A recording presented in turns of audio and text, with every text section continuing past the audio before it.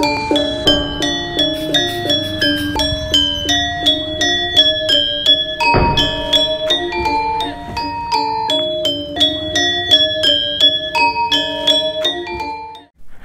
Baramu, bertemu kembali kita saat ini dalam kanalnya para pembangga Tosan Aji Lembu Bara. Kali ini kita akan membedah sebuah karya Tosan Aji Steel atau Tonjis era milenial, membedah sebuah konsep makna dari sebuah pusaka yang kami beri gelar Ki Baru Bawi Srenggi. Ya, tentunya kisah Bawi Srenggi ini sudah tidak asing lagi di telinga kita. Dari mana kisahnya dan bagaimana konsep karya ini dibuat dan dituangkan ke dalam sebuah karya? Mari kita simak bara carita berikut ini.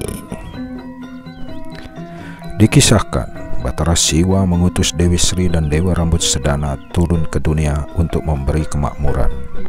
Di lain pihak, ada dua Gandarwa bernama I Guduk Pasuh dan I Bawi Srenggi yang sama-sama memiliki niat untuk memperistri Dewi Sri. Keduanya bersaing sehingga mengakibatkan pertempuran yang tidak ada kalah dan tidak ada yang menang. Hingga akhirnya mereka bersepakat untuk sama-sama mencari Dewi Sri menuju tempat yang berbeda. Singkatnya, I Bawi Srenggi menuju barat laut, dan di sanalah dia bertemu dengan serumpun bambu kuning yang mengatakan bahwa Dewi Sri berada di timur laut, tepatnya di kerajaan Medang. I Bawi Srenggi menuju kerajaan Medang dan mengobrak-abrik kerajaan tersebut. Semua sawah, ladang masyarakat di sana dia obrak-abrik, sehingga Dewi Sri yang berubah wujud menjadi ulet lulut melapor kepada Raja Medang, dan Raja Medang pun tahu bahwa Bawi Srenggi dapat dikalahkan hanya dengan bambu runcing dari bambu kuning tersebut. Akhirnya Bawi Srenggi terkalahkan, dan sebelum dia kalah, Bawi Srenggi pun mengucapkan semacam janji bahwa selamanya dia akan tetap mencari Dewi Sri. Sejak saat itulah Bawi Srenggi dikenal sebagai hama tanaman padi, yang mana padi adalah simbol dari Dewi Sri.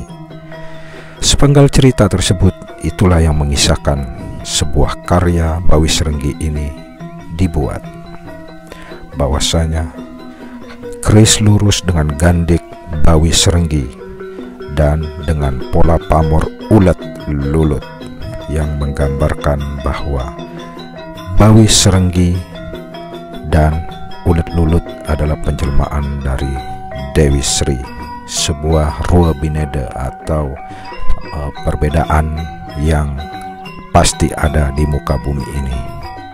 Itulah sedikit makna dari karya Ki Bawi Srenggi ini dibuat. Bawi Srenggi hingga saat ini menjadi sebuah hama dan